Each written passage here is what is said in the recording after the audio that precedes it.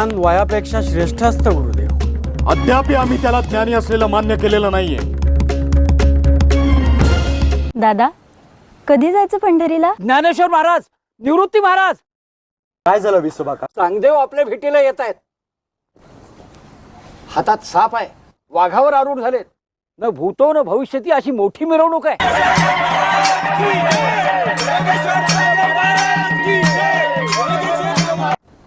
दादा, चांगदेव आलेत.